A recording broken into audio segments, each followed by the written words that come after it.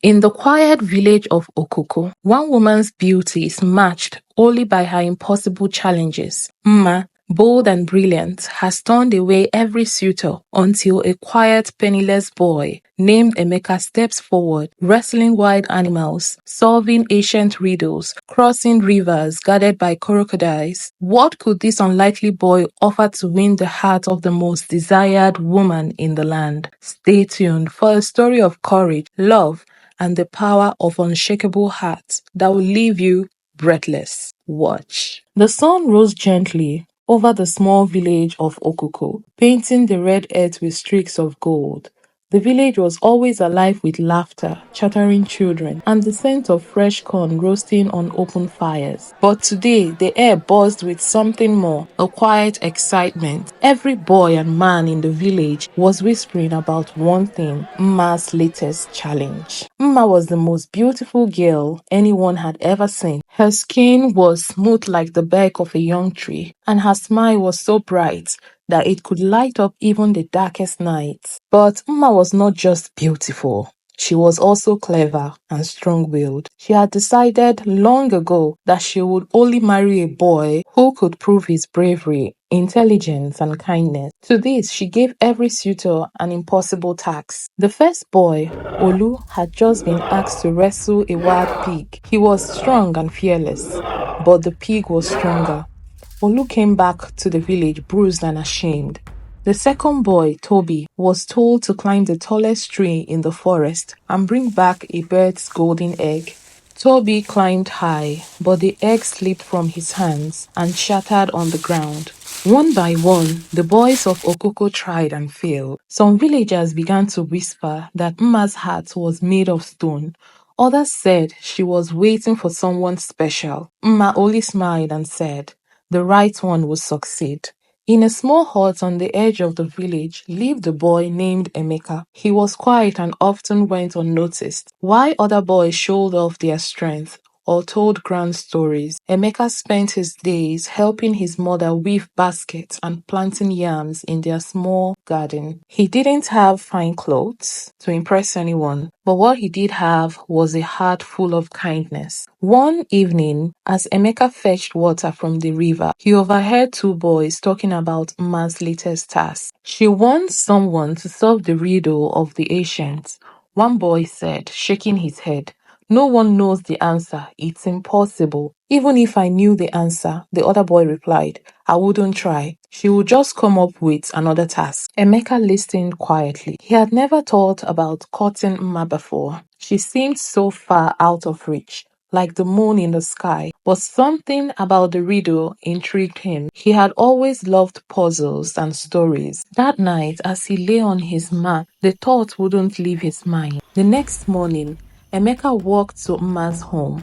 Her father, a tall man with a booming voice, frowned when he saw Emeka. "What do you want, boy?" he asked. "I wish to try the task," Emeka said, his voice steady. The villagers who overheard began to laugh. "Emeka, the basket weaver's son? He doesn't even have a goat to his name," someone said. Mma stepped out of the house, her eyes curious. She looked at Emeka for a long moment before nodding. "If you want to try, meet me at the old tree tomorrow at sunrise." That night, Emeka could hardly sleep. His mother worried. "Why are you doing this, my son?" she asked. "I don't know," Emeka admitted, "but I feel I have to try." When the sun rose, the entire village gathered at the tree. Mma stood under its wide branches, holding a small wooden box. "Inside this box is the riddle of the ancients," she said. "Solve it, and you'll win my hand. Fail, and you must never ask again." Emeka nodded, his heart pounding. Mma opened the box and handed him a small scroll. He unrolled it carefully and read, "I am not alive, yet I grow. I do not have lungs, yet I need air. I have no mouth, yet I can drown. What am I?" The crowd fell silent. The riddle was older than the oldest elder in the village. No one had ever solved it. Emeka looked down and thought deeply. His mind raced through all the stories his mother had told him as a child. Then, like a spark in the dark. The answer came to him. "I know the answer," Emeka said, his voice clear. "It is fire." The crowd gasped. Mma's eyes widened in surprise. Slowly, a smile spread across her face. "You are correct," she said softly. But before the crowd could cheer, Mma raised her hand. "There is one more test," she said. "Meet me at the riverbank tomorrow." Emeka's heart sank. He had passed the first test.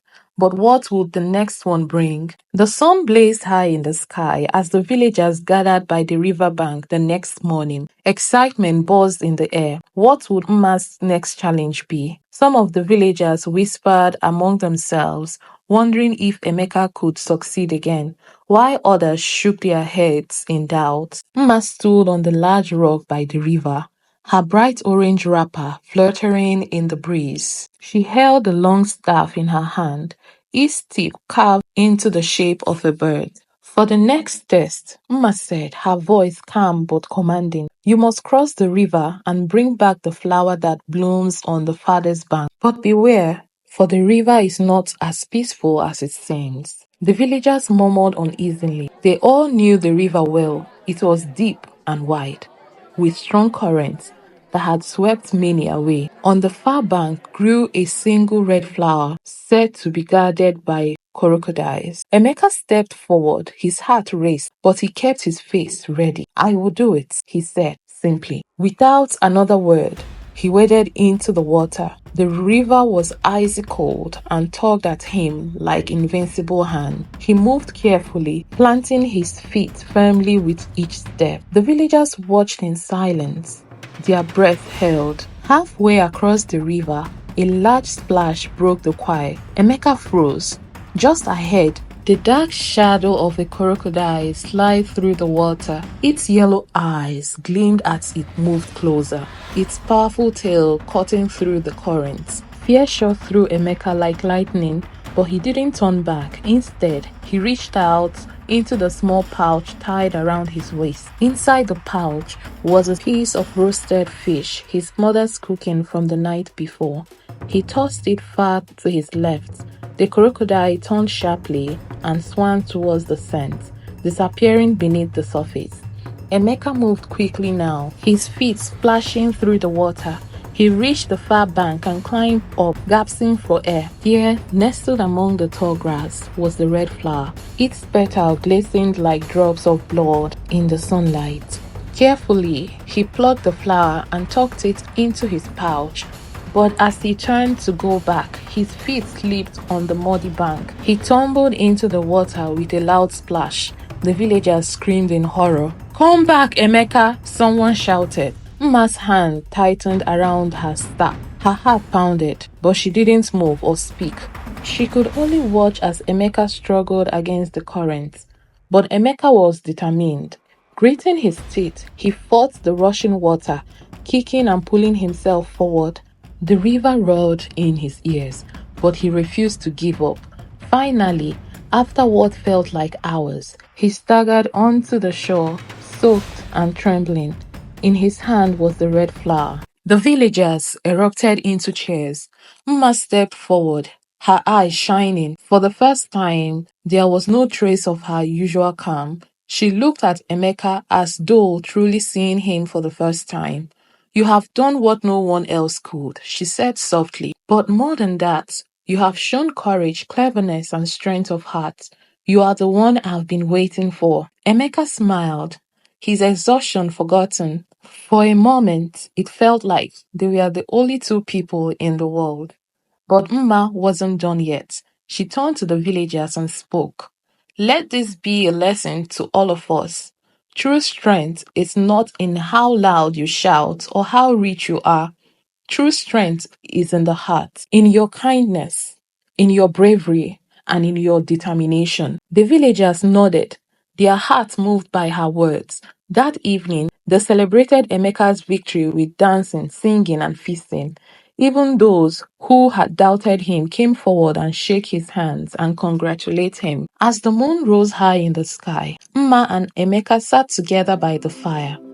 For the first time, they spoke not of tests or challenges, but of dreams and hopes. They discovered how much they had in common, how they both loved stories, how they both wanted a simple life filled with love and laughter.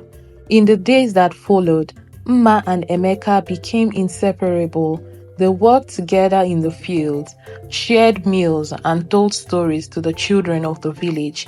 And when they were finally married, the entire village came to celebrate their love. A love built not on riches or appearances, but on the strength of their hearts. The story of Mma and Emeka teaches us that true greatness comes from within. It reminds us that courage, kindness, and perseverance are more valuable than wealth or outright strength. It also shows us the importance of looking beyond appearances and recognizing the beauty of a good heart. Just like Emeka, we all have the power to achieve the impossible if we believe in ourselves and stay true to what we are. Thanks for watching. Sharing is caring. Go ahead and share, like and subscribe. Don't forget to turn on the notification bell. See you in my next video. Bye!